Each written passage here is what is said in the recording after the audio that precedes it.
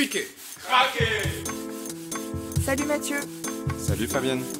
Bienvenue dans Bas de Carré, le podcast qui ouvre le dialogue avec les Réunionnais du monde entier. Alors ici, on reçoit des sportifs, journalistes, chefs cuisiniers, chefs d'entreprise, artistes ou encore youtubeurs, parce que chaque Réunionnais a son histoire à raconter. Ensemble, allons Bas de Carré. Allons découvrir qui ils sont et comment ils font pour garder en eux la Réunion.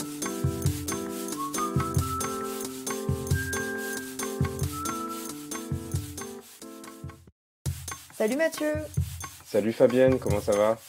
Ça va super bien et aujourd'hui particulièrement on est vraiment content. On vous remercie grandement car on a dépassé les 1500 écoutes.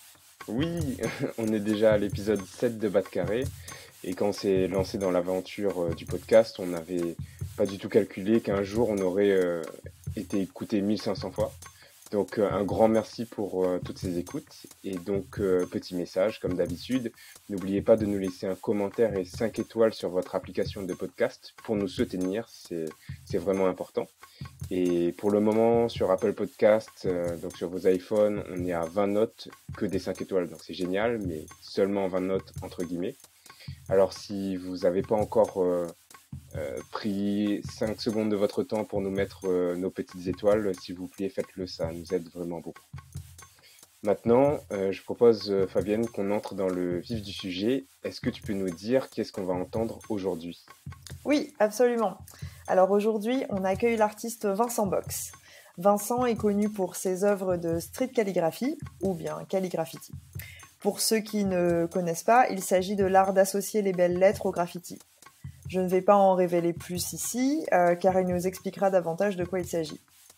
Donc Vincent est né en métropole, de parents réunionnais, et il a passé son enfance en Normandie, avant de rentrer vivre à La Réunion, où il a dû, comme il nous l'expliquera, réapprendre, d'une certaine façon, à être réunionnais. Après des études de graphisme au port, il s'envole vers le Canada, où il restera ensuite plusieurs années et où il développera son art. Aujourd'hui, Vincent est un street artiste reconnu, à la fois à La Réunion, mais aussi dans plusieurs autres pays du monde, de l'Écosse au Canada. Il va nous parler de ses inspirations, de sa place d'artiste, mais également de sa passion pour La Réunion, pour la langue créole, pour l'histoire, notre héritage et toutes les questions identitaires qui façonnent notre culture et notre individualité. Génial. Sans plus tarder, passons à ta discussion avec Vincent Box. Bonne écoute à tous. Bonne écoute. Bonjour Vincent, merci beaucoup d'être dans Bas de Carré avec nous aujourd'hui. Alors on a eu quelques petits problèmes techniques avant de pouvoir enregistrer, mais normalement tout est ok maintenant. Ah oui, la technologie. C'est les aléas de... Exactement. Mais bon, heureusement, tout a l'air ok pour faire cet épisode ensemble. Donc merci beaucoup de ta patience et de finalement pouvoir enregistrer avec moi. Ah merci à toi en fait pour l'invitation. J'ai hâte. C'est un thème qui me touche beaucoup en fait, donc c'est super. Bon vraiment super. Donc comme tu disais, tu es artiste et en fait tu es connu pour tes œuvres de street art dans le monde entier et aussi à La Réunion.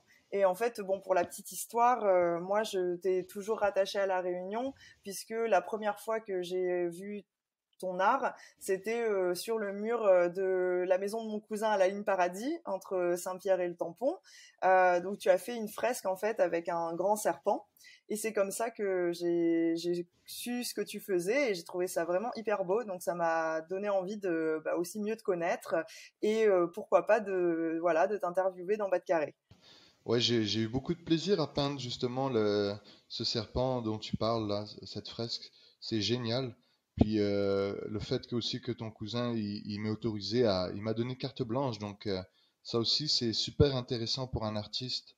Ouais, il t'a fait vraiment confiance en fait. C'est Exactement. comme ça qu'on tisse des liens aussi. Ah mais oui, complètement. Et alors du coup, toi, ce que tu fais, pour ceux qui te connaissent pas, ça s'appelle la street calligraphie, c'est ça? Ou bien la calligraffiti? J'ai vu les deux termes. Alors, en fait, il y a beaucoup de termes. La calligraphie, ce que ça veut dire la belle écriture, en fait. Calli, ça veut dire joli, et graphie, ça veut dire écriture.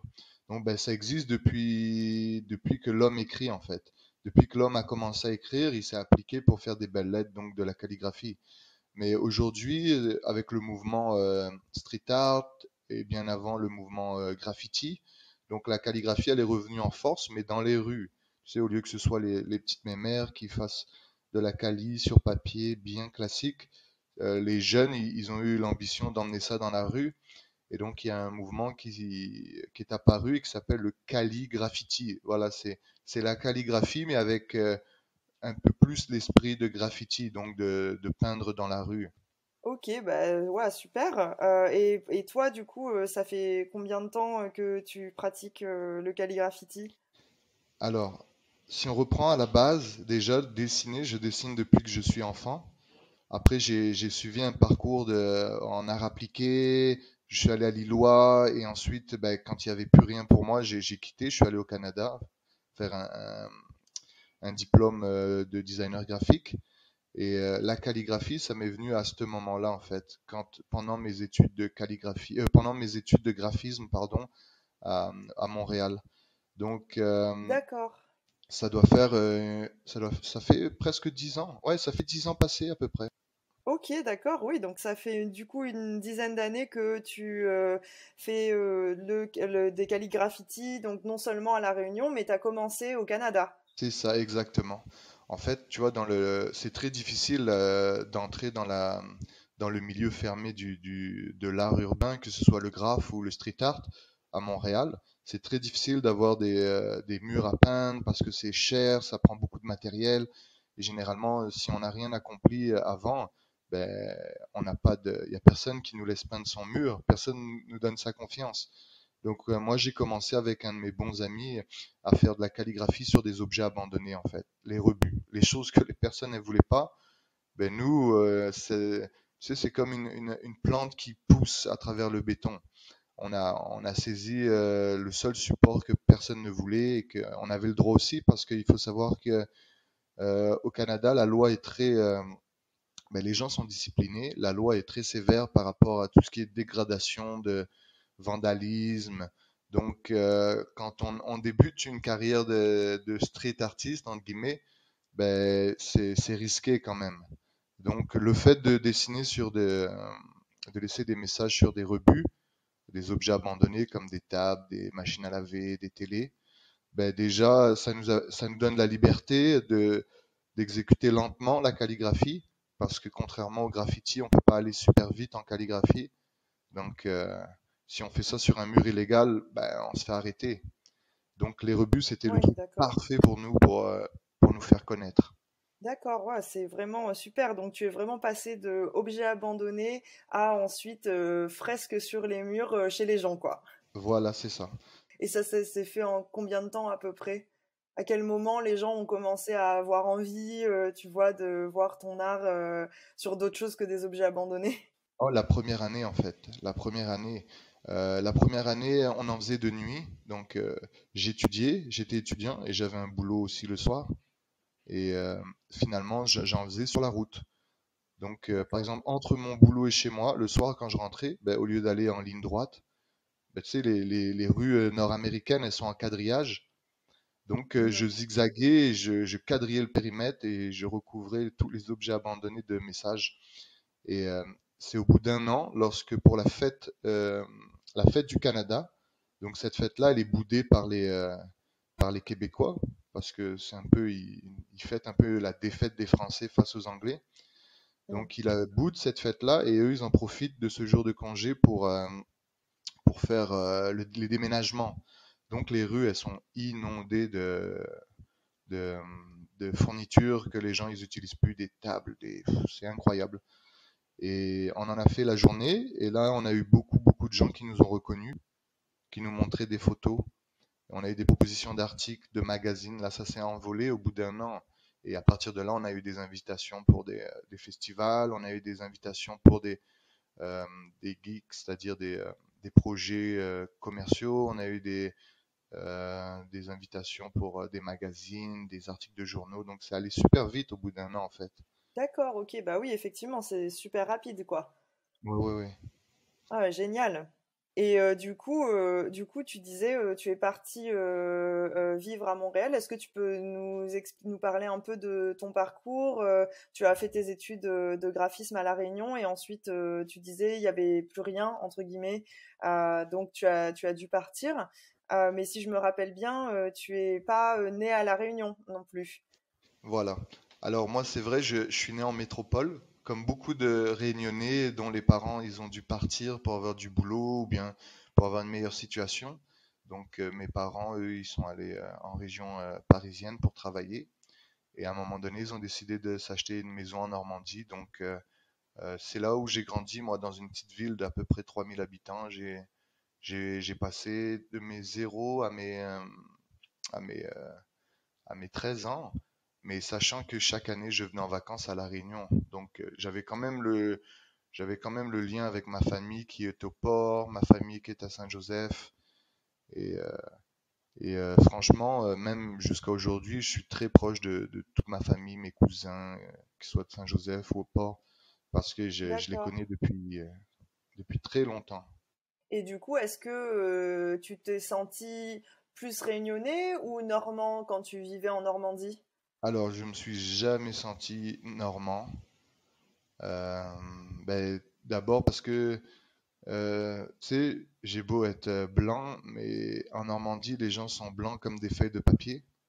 Du coup, ils voyaient bien que j'étais pas un vrai Normand. Et j'ai toujours eu des questions quand j'étais enfant, du genre ah, mais pourquoi t'es bronzé? Est-ce que tu te laves? Il faut te laver et tout. Et comme je suis roux aussi, donc un roux un peu bronzé, c'est encore plus bizarre. Donc c'était mais qu'est-ce qui est arrivé à tes cheveux? Il faut que tu laves tes cheveux, hein, c'est pas normal. C'est pas Donc, vrai. quand j'étais enfant, je sentais bien que j'étais pas normand, quoi. Mais c'est pas de leur D'accord. faute en fait. C'est pas de leur faute. Ils sont pas habitués. Ils voyaient pas assez de gens de l'extérieur. Surtout dans la petite ville où j'étais, c'était microscopique.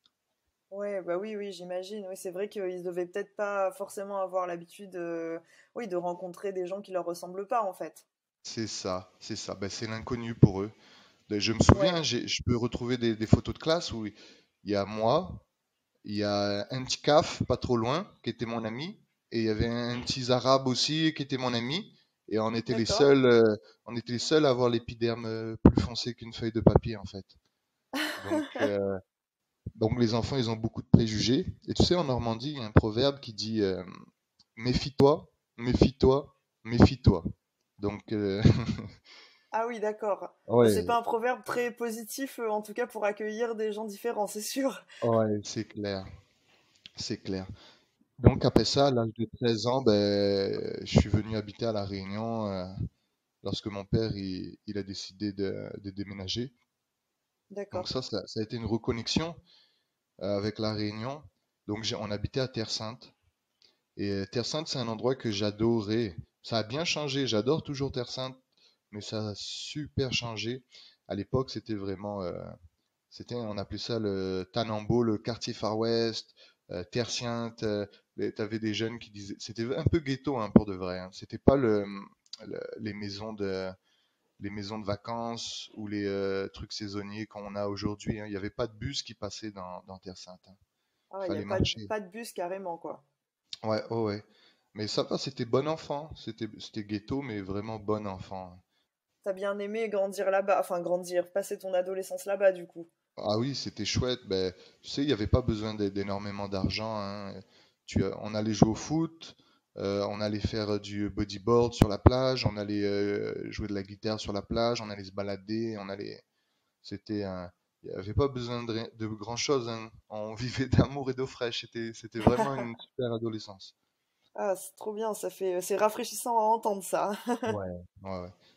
Et du coup, quand tu vivais avec tes parents en Normandie, est-ce que vous parliez créole à la maison, par exemple?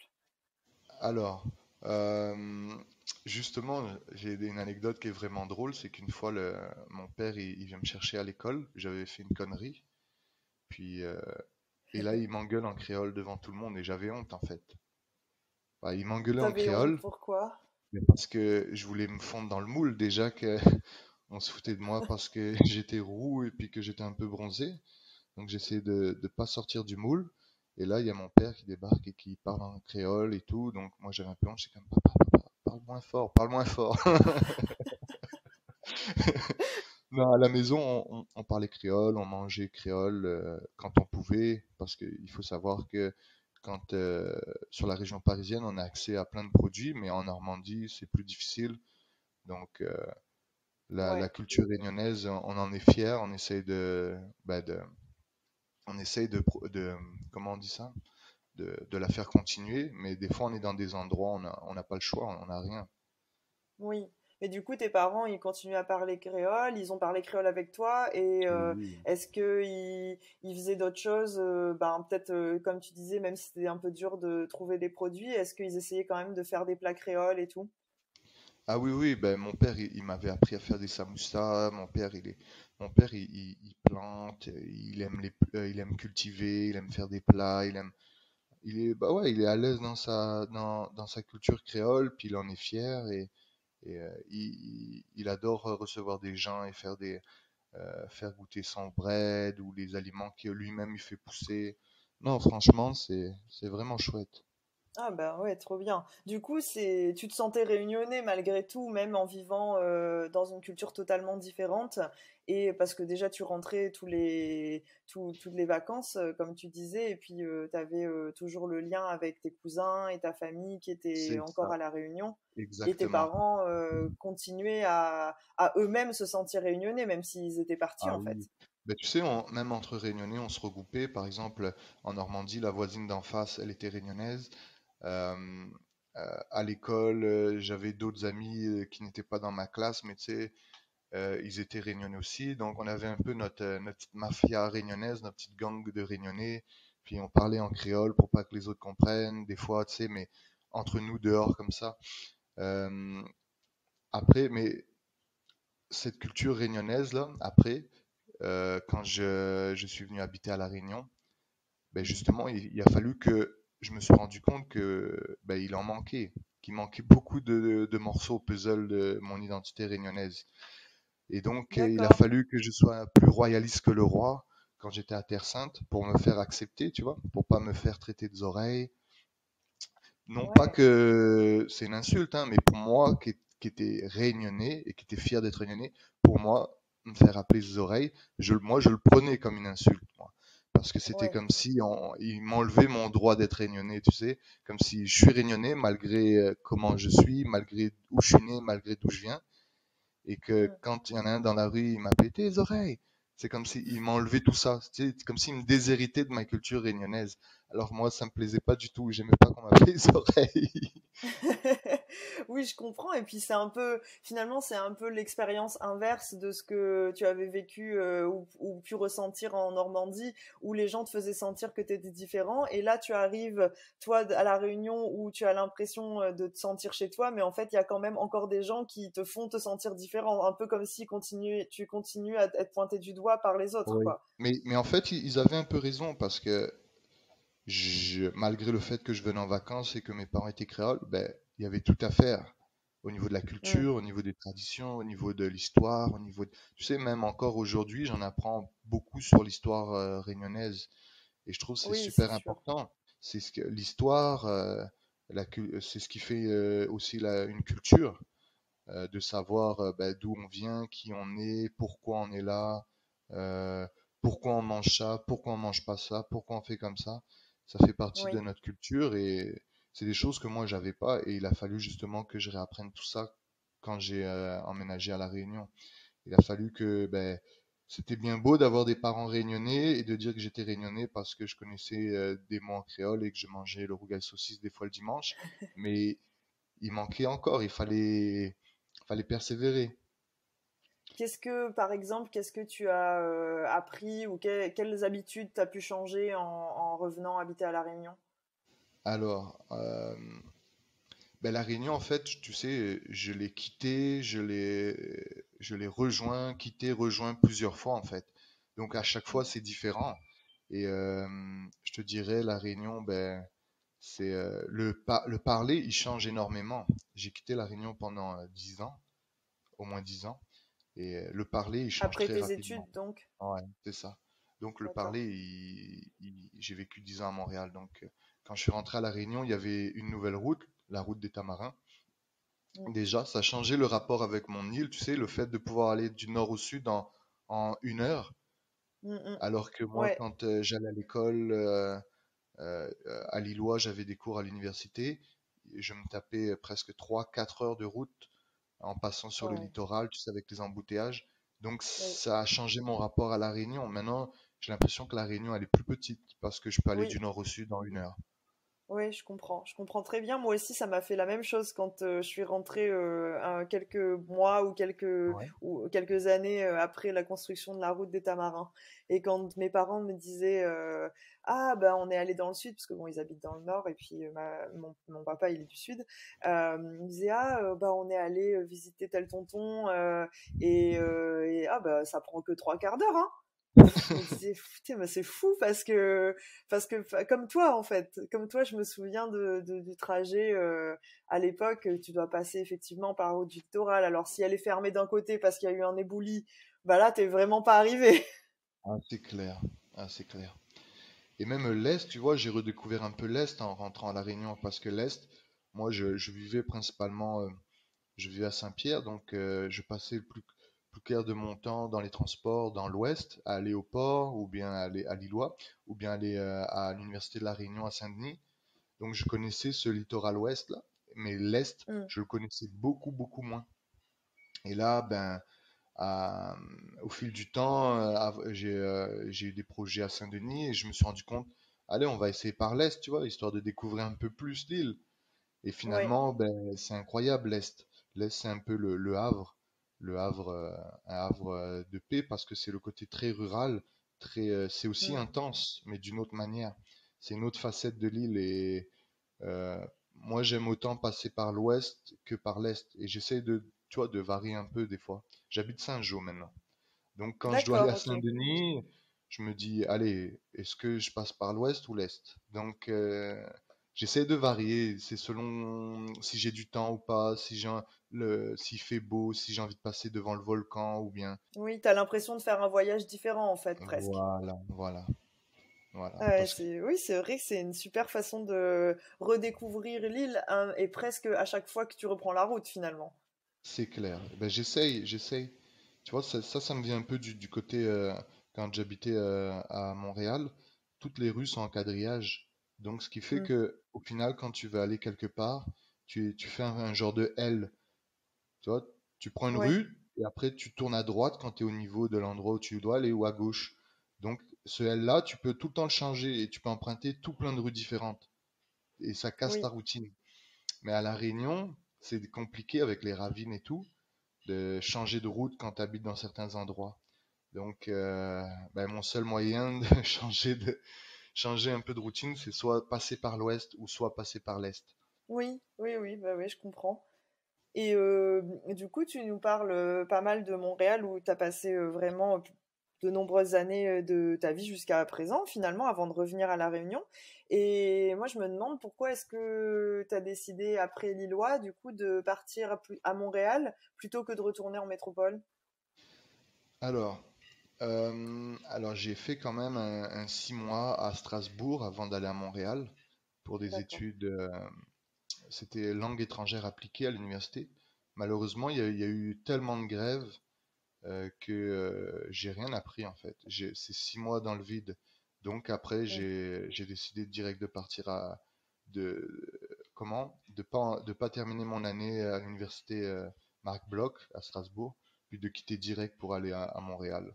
Parce que je voyais que ça tournait D'accord. en rond là-bas. Et puis la métropole, généralement, c'est une facilité, tu sais, pour les étudiants réunionnais, ben, c'est parce que la nationalité d'une, comme on Mm. est français, ben, on quitte pas le territoire français, donc au niveau des droits, on n'a pas besoin de visa, de ça, de ci, donc pour trouver un logement et tout, c'est censé être plus facile, je dis bien c'est censé, Ouais, mais, et finalement, le monde il est grand, hein.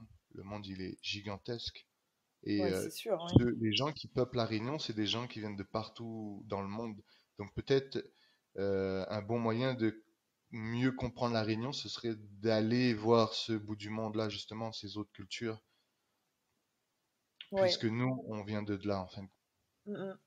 Et du coup, est-ce que quand tu es parti à Montréal, tu avais l'impression d'être plus loin quand même de la Réunion que quand tu étais à Strasbourg? Ben oui, d'une part parce que euh, quand j'étais à Montréal, je n'ai pas remis les pieds en France pendant 7 ans. Mm. Donc, t'es loin, tu vis dans une genre de bulle, tu sais. Par exemple, quand j'étais en Normandie, c'était une bulle. La Réunion, c'était une autre bulle. Là, le Canada, c'est une autre bulle. Ça veut dire que ce qui compte et ce qui existe, c'est là où tu es sur le moment. Et le reste, ça n'existe pas, en fait. Je dis pas Ouais, que ça n'existe pas dans le sens, je m'en fiche complètement, hein, c'est pas ça, mais euh, tu peux pas vivre à deux endroits différents. Tu ouais, dois, ben, tu vois, t'as des gens que tu connais, tu as des choses à faire, tu es occupé, tu peux pas non plus organiser une deuxième vie dans un autre monde à 12 000, 13 000 kilomètres. mm, Donc c'est vraiment compliqué. Montréal, il faut savoir que quand j'étais étudiant, j'étais fauché. Quand j'avais un travail, j'avais pas de temps. Donc c'est difficile de retourner à La Réunion parce que les congés, on n'avait pas beaucoup de congés à Montréal. On avait entre 2 et 3 semaines par an de congés. Ce qui fait que ah oui, c'est pas beaucoup en fait. généralement ça tombe pendant Noël ou les vacances d'été.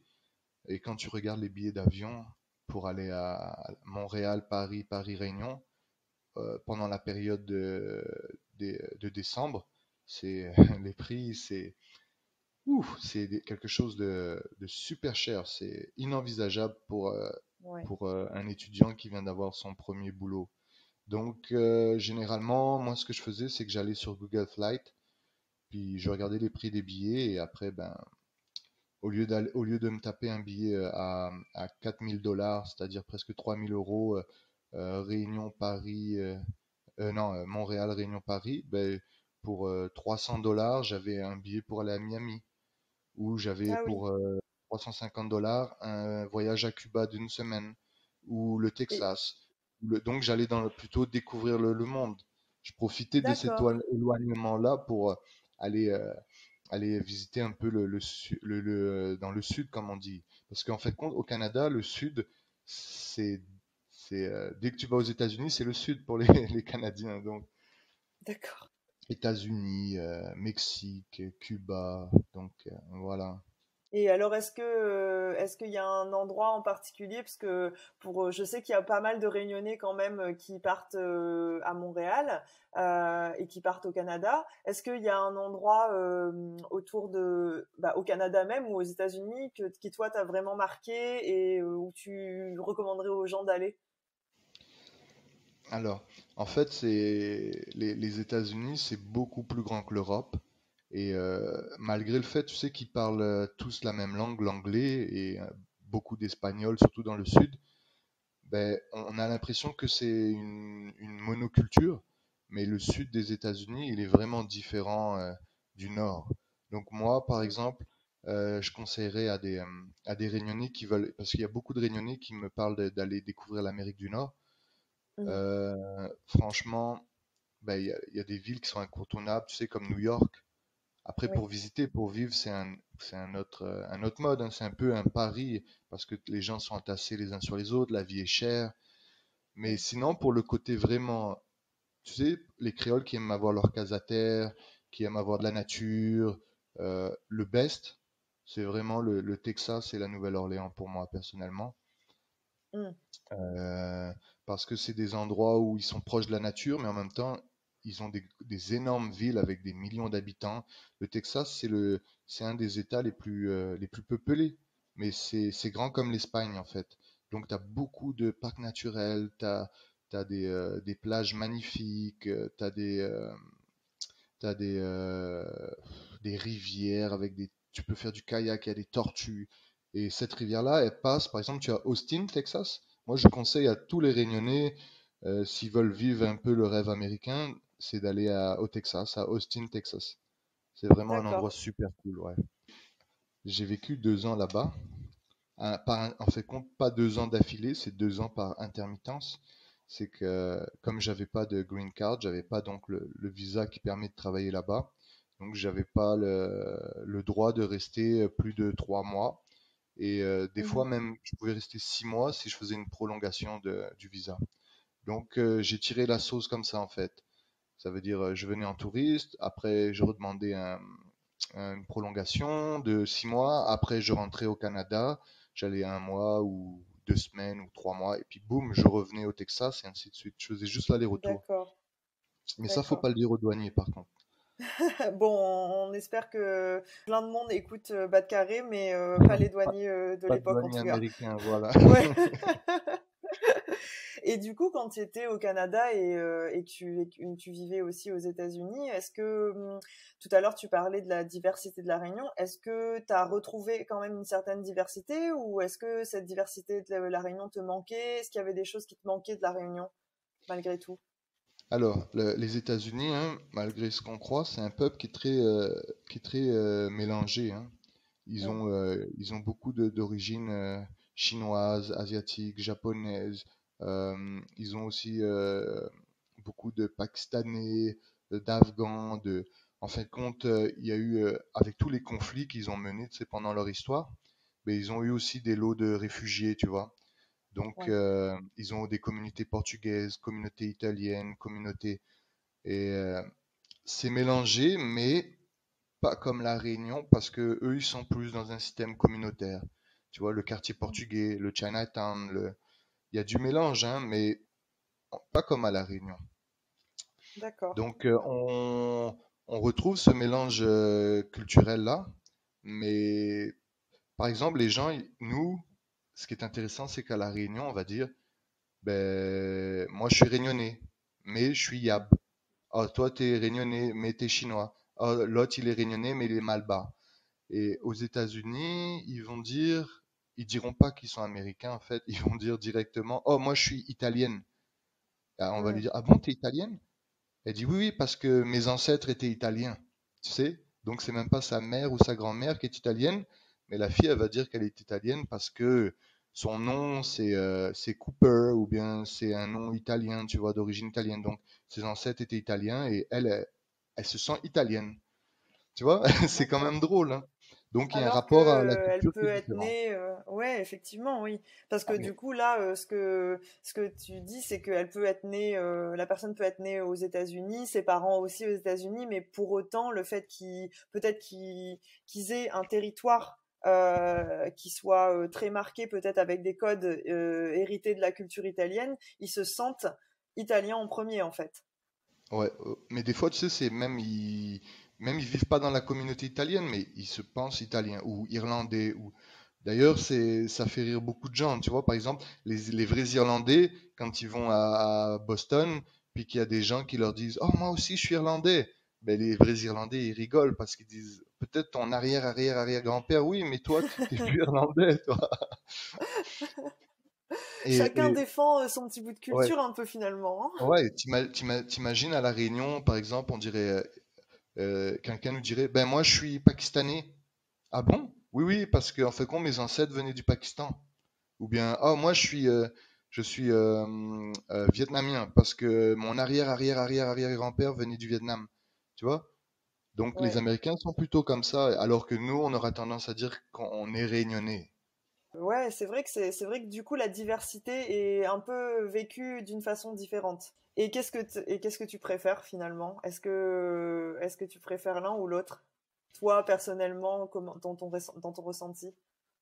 Oh, j'ai pas vraiment de préférence. Moi, je préfère mon mode réunionnais, en fait, parce que ben, ça marche mieux, c'est un système qui marche mieux, tout le monde... Après, quand je dis ça, il y a des gens, ça leur fait grincer des dents, quand je dis tout le monde vit en paix, tout le monde... Mm. Mais il y a quand même des... On n'est pas à l'abri, tu vois, malgré qu'on s'appelle La Réunion, malgré qu'on est isolé du monde, malgré notre histoire, on n'est pas à l'abri d'avoir des problèmes, mais au niveau... on est quand même un exemple, hein. Il faut pas se mentir, hein. On est quand même un exemple pour le monde entier de savoir-vivre. Par exemple, moi j'aime beaucoup voir des docs à propos de la Réunion. Je trouve qu'il n'y a pas assez de documentaires sur la Réunion et tout. Et par exemple, la première mosquée de France, elle est à la Réunion. Et moi je trouve ça fantastique. tu vois. C'est une fierté. Je suis pas musulman, hein, mais pour moi, c'est une fierté que la première mosquée de France soit à La Réunion. C'est la preuve que nous, notre culture, notre système, notre manière de penser, on n'est pas, malgré on est sous le parapluie français, on a quand même des choses qui nous définissent, nous, en tant que Réunionnais, et qui sont différentes de la métropole. On n'est pas Oui, c'est des, vrai. on n'est pas des Français qui habitons à La Réunion, on est des Réunionnais à La Réunion. Bah, du coup, pour toi, tu dirais que c'est quoi être réunionnais alors?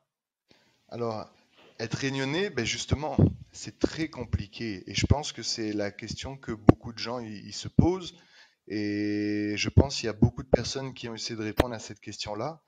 Alors, pour moi, ben, pour moi, c'est pas une question de là où on est né. Euh, Par exemple, je connais des personnes, ils sont nés en métropole et ça fait 50 ans qu'ils sont à La Réunion. Ben, ces gens-là, ils comprennent mieux La Réunion, par exemple, qu'un Réunionnais qui est né et qui a 20 ans. Tu sais, un Réunionnais de 20 ans. Mm. Là- Donc, c'est un état d'esprit. Euh, Par exemple, il faut respecter moi, je pense, hein, il faut respecter l'histoire. C'est super important. Il faut respecter aussi ce que nos ancêtres ils ont fait pour nous ici. Parce qu'ils ont mené des combats pour la langue, ils ont mené des combats pour la musique, ils ont mené des combats pour leur culture. Tu sais, par exemple, il y a un Réunionnais qu'il faudrait absolument que vous rencontriez, c'est Ouais. Florent Turpin. Alors lui, je ne sais pas si le terme est exact, hein, mais pour moi, c'est un historien, ok? On l'avait invité avec mon cousin Jaman Bataille, on l'avait invité pour le 20 décembre 2019 au port, et il avait fait une conférence. Et il nous parlait donc des marrons, il nous parlait des engagés, il nous parlait parce que justement, tu vois, la culture réunionnaise, on fait beaucoup, beaucoup référence à l'esclavagisme, et donc à l'abolition de l'esclavage. Mais ce qu'il faut Mhm. savoir, c'est que ces esclaves-là, ils ont été dépouillés, dépossédés de leur culture. Ils ont été métropolisés en quelque sorte. Ça veut dire ils devaient se coiffer comme des métropolitains, ils devaient parler comme des métropolitains, ils devaient s'habiller comme des métropolitains. Et cette culture réunionnaise, ce mélange de cultures là qu'on apprécie tellement ici, justement, il a pu s'exprimer quand il y a eu l'abolition de l'esclavage, parce que les engagés, eux, avaient le droit de pratiquer leur religion. Ils avaient le droit d'emmener leurs mœurs et leurs coutumes avec eux à la Réunion, que ce soit vestimentaire, que ce soit au niveau de la coiffure, au niveau des prières, des objets. Donc c'est eux qui ont construit cette culture de métissage réunionnais qu'on connaît. Parce que si on n'avait pas eu l'engagisme, eh ben, on aurait eu le même schéma qu'aux États-Unis. On aurait eu des populations ethniques différentes, mais avec une culture unique, qui est la culture des colons de l'époque. Donc, on aurait vécu à l'européenne. On aurait perdu tout le savoir-faire des plantes, tout le savoir-faire lié à la nature, qui est le tressage, la pêche, euh, si on a des temples chinois, c'est grâce aux engagés. Donc c'est eux qui ont fait perdurer le métissage culturel réunionnais. Oui, c'est vrai que c'est une partie de l'histoire réunionnaise qu'on connaît assez peu, enfin qu'on apprend assez peu à l'école, en tout cas. Alors évidemment, on a des histoires, des anecdotes qui nous sont racontées, je pense, chacun dans nos familles, en fonction des histoires familiales, mais Ouais. par contre, c'est quelque chose qu'on apprend assez peu de façon collective quand on est élève à La Réunion, en fait. Moi, je pense que c'est parce que il n'y a pas beaucoup de place pour la spécificité dans la scolarité. Tu sais, on a tous entendu parler à un moment donné des professeurs qui se faisaient réprimander ou qui avaient des avertissements parce qu'ils parlaient créole avec leurs élèves. On entend très souvent, et ça c'est très dommage, on entend des gens dire oui, mais déjà que les enfants n'arrivent pas bien à parler français, pourquoi on voudrait qu'ils apprennent le créole? Donc ça veut dire qu'il y a des gens, ils n'ont pas encore compris c'était quoi l'identité réunionnaise. Parce que du coup, pour toi, tu rattaches quand même l'identité à la langue créole pour la Réunion. La langue créole, elle sort pas de nulle part, elle vient là avec l'histoire, elle vient là avec, elle représente, elle est symbolique aussi, elle représente énormément. Les gens, ils ont pas conscience, ils pensent juste que c'est des gens qui prononcent pas les mots de la bonne manière, mais c'est plus que ça en fait.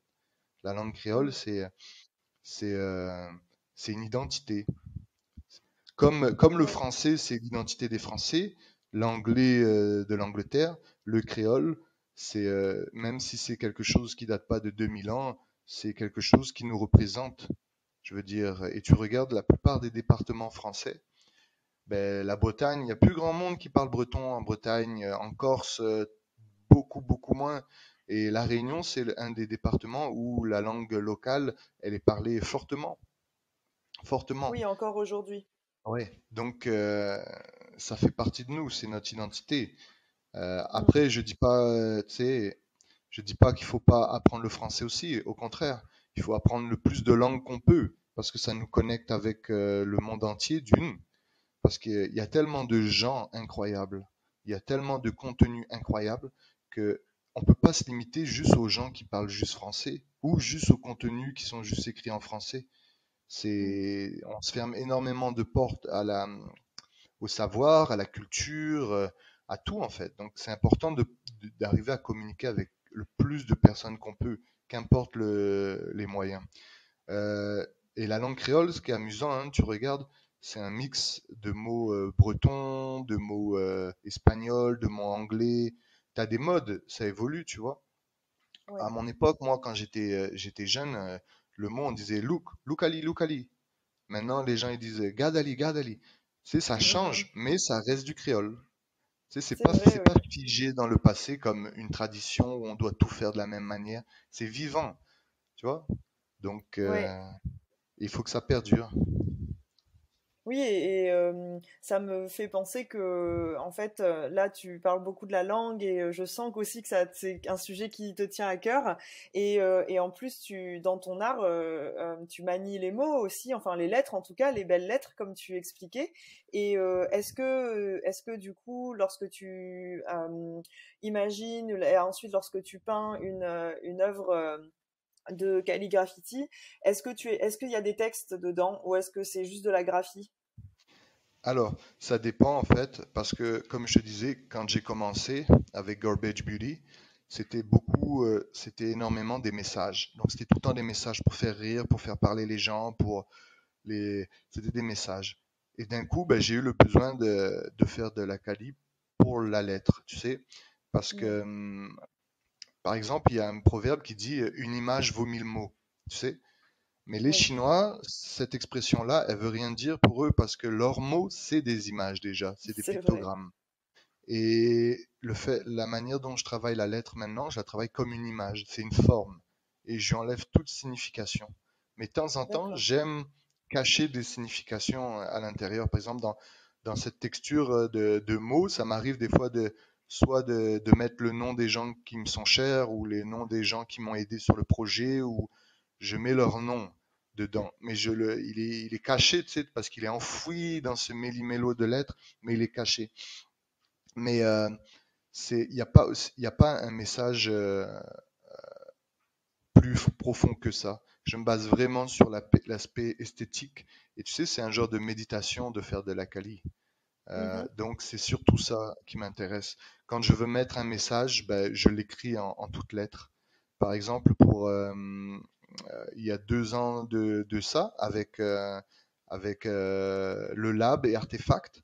Donc, il m'avait invité à faire un genre de résidence, à peindre à Bois d'Olive et dans des habitations, tu sais, comment on appelle ça? Prioritaires.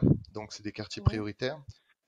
Donc, on avait écrit dans le garage des habitants, on avait écrit des messages en créole. Donc, juste en calligraphie, bien banal. Donc, Mm. ça m'arrive aussi de faire ça, mais beaucoup moins parce que je recherche aussi quelque chose d'unique, tu vois. En tant qu'artiste, Oui, mon but, c'est d'avoir quelque chose d'original. Et juste écrire des mots et des phrases, c'est c'est du déjà vu. Moi, j'ai besoin de, je suis un peu comme Christophe Colomb, j'ai besoin de découvrir l'Amérique, tu vois. Donc il faut que j'expérimente des choses, je sors des sentiers battus en fait. Oui, je comprends. Oui, c'est vrai que, en fait, bon, moi personnellement, j'avais jamais entendu parler de calligraphie avant de découvrir tes œuvres, en fait. Donc j'ai l'impression que c'est assez rare, que c'est un peu pionnier. Alors tu me corriges si c'est pas le cas, mais et du coup, est-ce que c'est ça, cet aspect aussi original qui fait que tu intéresses les gens dans différents pays, différentes cultures, tu penses? Alors, tu sais, avec l'apparition des réseaux sociaux, on s'est rendu compte qu'on était des milliers à faire du calligraffiti. D'accord. Alors, tout se ressemble, tout. Donc, à l'intérieur de ce mouvement calligraffiti, j'essaie quand même de, d'essayer d'innover, tu sais, d'apporter quelque chose à ce courant-là, en fait. Donc, D'accord. j'essaie de pas faire une soupe à l'oignon, j'essaie de pas prendre tous les éléments qui marchent, les mélanger, les broyer, puis à la fin dire, voyez, j'essaie vraiment de trouver quelque chose de déjà qui me plaise, il faut que ça me plaise, euh, et aussi euh, du fait que quand je suis revenu habiter à La Réunion, j'ai dû utiliser d'autres couleurs. Tu vois, les contraintes techniques, ça m'a beaucoup orienté aussi dans ce que je fais maintenant.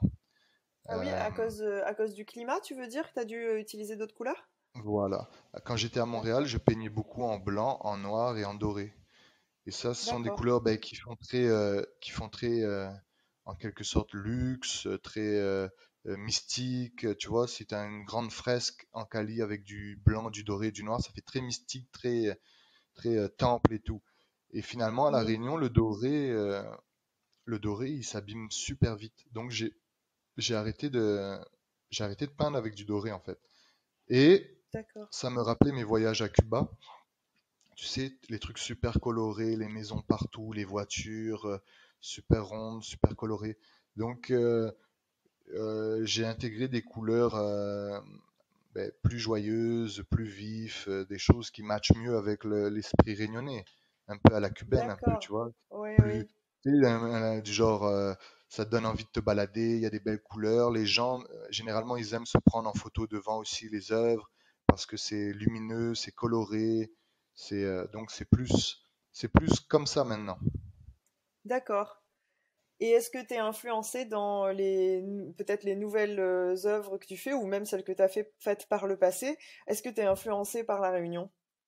Alors, ça c'est sûr, parce que par exemple, là, quand j'ai fait plein de festivals aux États-Unis, au Canada, en Europe, et quand je suis rentré à La Réunion, ben, ça, c'est mon erreur, mais je pensais arriver en terrain conquis. Tu vois, je me suis dit, bon, si j'ai réussi à me faire une place à Montréal, si à Miami j'ai réussi, si là-bas j'ai réussi, ben, la Réunion, ça va être facile.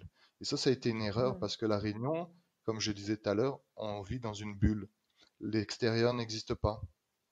Ouais. Donc, on s'en fiche de qui tu es.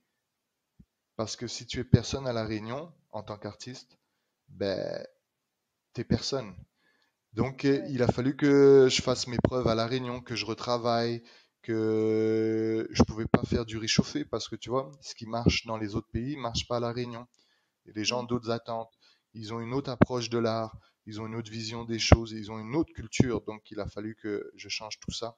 Donc, c'est sûr, La Réunion, ça m'a beaucoup influencé dans ce que je peins maintenant. Montréal, D'accord. ça m'a montré qui j'étais au niveau de l'art. Ça m'a permis de, tu sais, à La Réunion, il y a beaucoup de commérages.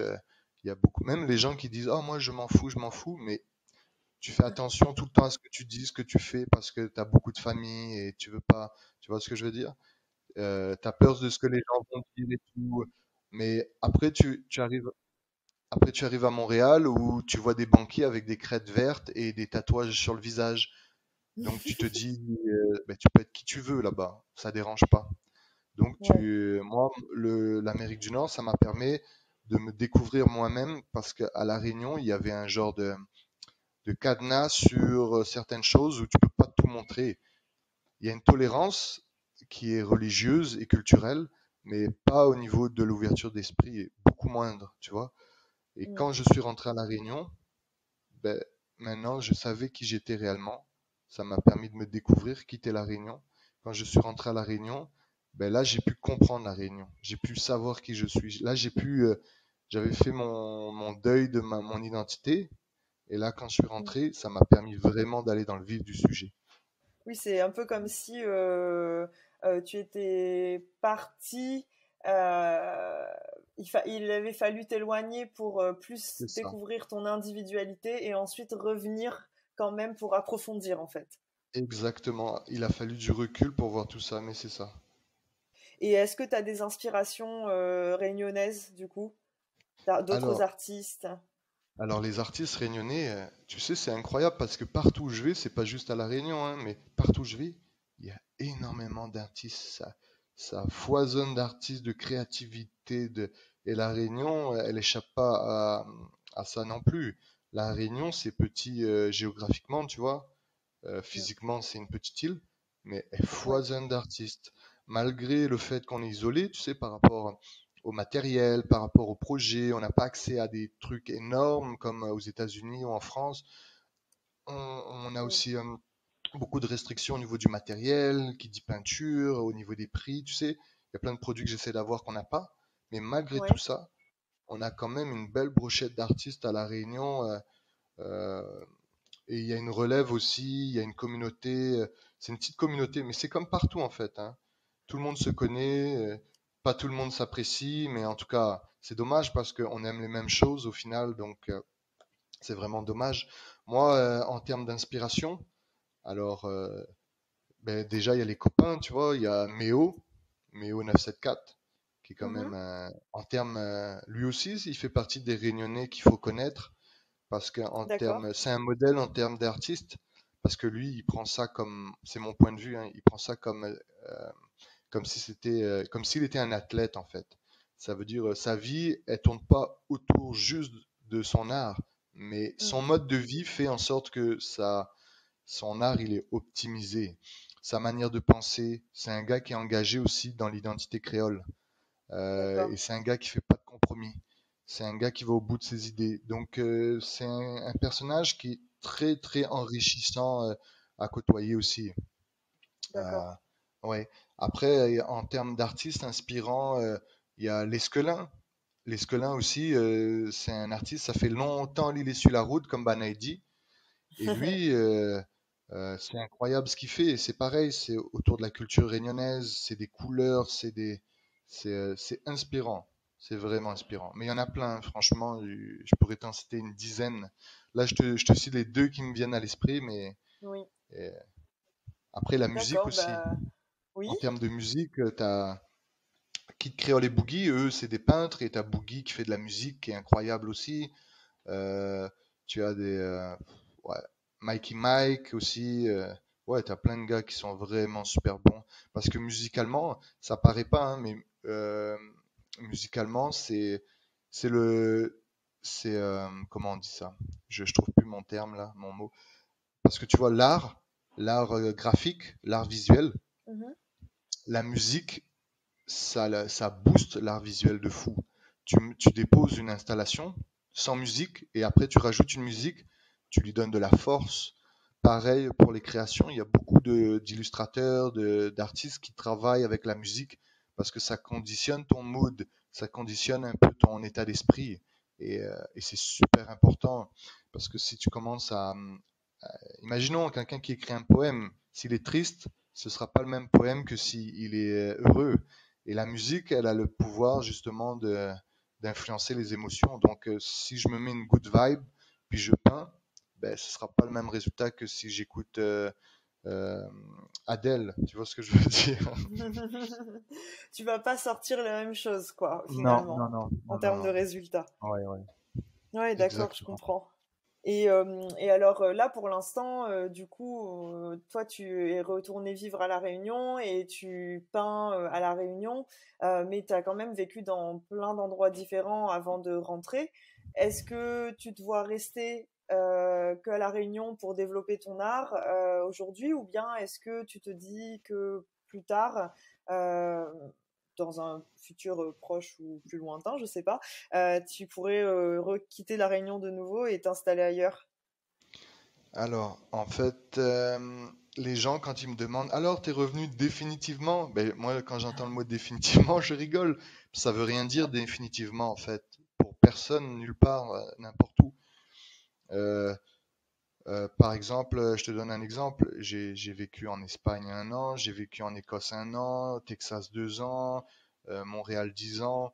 Euh, je compte pas m'arrêter là parce que, mm, par exemple, en tant qu'artiste, hein, Mm. La Réunion, c'est petit. Il y a très peu de mécénat, donc c'est beaucoup de l'argent public. Donc c'est au compte-gouttes, hein, faut dire la vérité, hein. Quand il y a des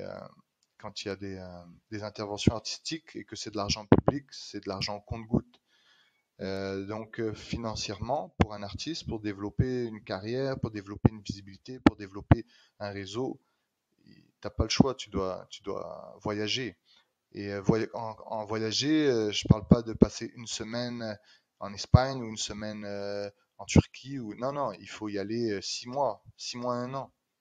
Oui, toi, tu parles de vraiment t'imprégner du lieu et Ah aménager oui, vraiment un vrai moment, quoi, pour aller à mais la oui. rencontre de la culture. Ben, il faut comprendre l'endroit, il faut comprendre les gens, il faut rencontrer des personnes. Et ça, en une semaine, en 2 semaines, c'est impossible. Ça prend 6 mois minimum. Mm.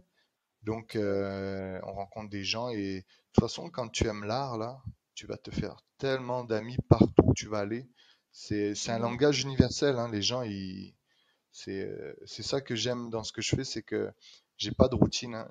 Je fais pas la même chose, je vais pas faire la même chose pendant 30 ans de ma vie. C'est impossible.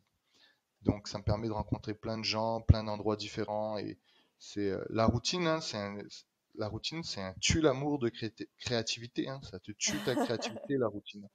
S'il y a des artistes qui entendent ça, les gars, il faut éviter la routine. Il faut jamais que 2 jours se ressemblent. Sinon, la créativité, elle va disparaître. Ouais, interdit la routine. Interdit. Interdit. Donc, du coup, on peut supposer que toi, dans les prochaines années, et puis probablement encore pour longtemps, tu vas avoir tu vas t'imposer toi-même, en fait, plein de changements dans ta vie aussi pour renouveler ta créativité, si je comprends bien. Exactement, t'as tout compris, c'est ça. D'accord, bah ça c'est vraiment super intéressant. C'est comment dire, un leitmotiv qu'on pourrait tous retenir finalement, qu'il faut, on doit se mettre face à la nouveauté pour nous-mêmes se Ouais. renouveler et créer ou exprimer une facette différente ou nouvelle de notre personne, quoi. Voilà. Mais la Réunion, ça reste quand même le quartier général. La Réunion, Ouais, ça pour reste toi, tu l'endroit. reviendras Le toujours. Havre. Ah, bah oui, obligé. Obligé, obligé, obligé. Tu vois, quand je vivais au Canada, après 10 ans, à un moment donné, je commençais à croire que j'étais Canadien. Tu sais, ça faisait partie de mon. Je disais, oh, je suis Canadien d'origine réunionnaise. Mais Ouais. finalement, en rentrant à La Réunion, je me rends compte, tu peux passer autant d'années que tu veux dans un endroit. Quand t'es réunionnais, t'es réunionnais. Tu peux plus être autre chose. Ouais, ouais, je comprends. Et comment tu fais alors quand même pour garder un peu, en étant rentré à La Réunion, pour garder un peu toutes les autres cultures auxquelles tu as touché en vivant dans d'autres pays, et des cultures très différentes finalement? Ben, c'est bien que tu me demandes ça parce que généralement, quand je parle en français, les gens ils me disent que j'ai un accent québécois, tu vois, canadien. Mais là-bas, moi, les gens ils m'appellent le français parce qu'ils savent très bien que je suis pas un québécois, que je suis un. Pour eux, mon français, c'est un français parisien, je te jure. Et finalement, ben, tu te rends compte que la langue française, déjà, tu sais, par rapport à la langue française, euh, Mm. il n'y a pas une langue française, il y en a plusieurs. Et ça aussi, c'est quelque chose qu'il faut accepter. Et moi, je picore en fait. Je prends tout ce que j'aime partout. Tiens, moi j'aime bien ce mot-là, je le prends. Tiens, j'aime bien cet état d'esprit, je le prends. Tiens, j'aime bien cette façon-là, je le prends. Et moi, je prends le meilleur de tout le monde. Mais je pense que Mm. c'est ce qu'on a fait depuis des années à La Réunion. On a pris le meilleur de tout le monde. Ça a fait un beau mélange. Mais oui. Donc moi, je continue à faire ça. Je prends le meilleur de tout le monde partout. Oui, t'es super, t'as une vision et une inspiration hyper positive en fait. Ah, mais c'est pas le choix. C'est pas le choix parce que sinon, sinon tu fais plus rien, hein. Il faut aller de l'avant, hein. Ah bah oui, non, c'est clair. C'est clair. Bah, sur ces mots très positifs et très encourageants, on arrive bah, bientôt à la fin de notre épisode de Bas de Carré. En fait, tu nous as raconté plein de choses. Moi, j'ai encore envie de te poser plein de questions. J'ai l'impression qu'on pourrait encore parler pendant des heures. Ah, mais c'est clair, c'est clair.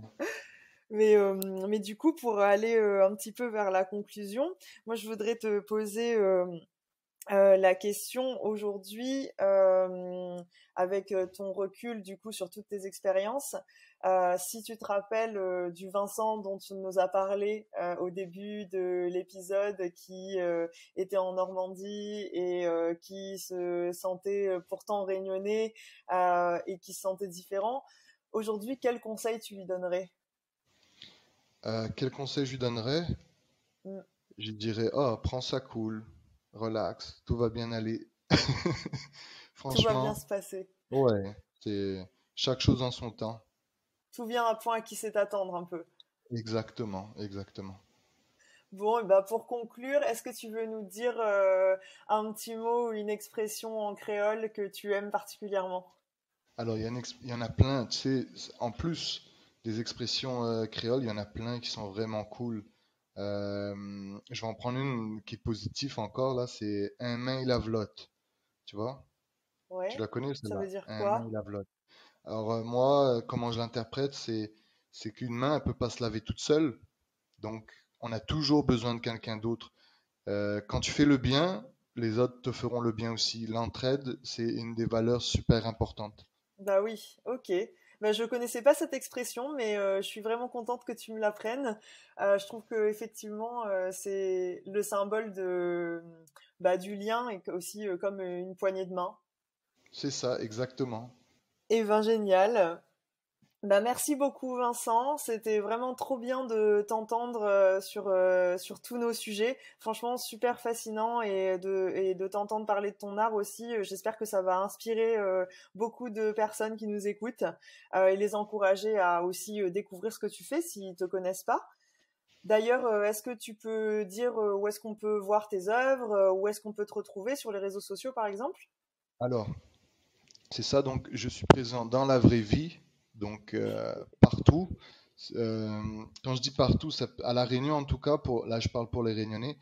Alors tu peux en voir un sur l'ancien conservatoire en face de la mairie de Saint-Paul. Il y a une œuvre que j'ai faite avec euh, le festival Réunion Métis.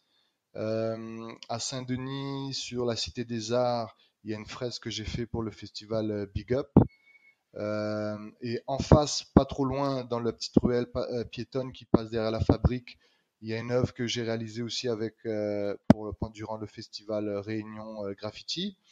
Sinon, si on redescend dans le sud, donc Terre Sainte, mon quartier de cœur d'adolescence, il y en a un en face de l'église de Terre Sainte. Il y en a d'autres que j'ai fait en collaboration avec d'autres artistes qu'on peut trouver sur le rond-point de la rivière d'Abord ou bien sur le front de mer de Terre Sainte. Il y en a beaucoup, beaucoup. Et finalement, aussi sur le mur de ton cousin, Ligne Paradis. Oui, c'est vrai. Mais il y en a C'est plein vrai, d'autres, hein. n'oublions Il y en pas. a vraiment plein d'autres, mais là, Bah, il me tarde de rentrer à La Réunion pour aller voir, découvrir toutes tes œuvres en vrai, puisque ben moi je les ai en fait jamais vues en vrai, en fin de compte. Donc je pourrais presque programmer un petit périple pour aller découvrir tes œuvres à tous ah, ces endroits que tu viens de citer. ce serait génial. Ce serait génial. Bah super.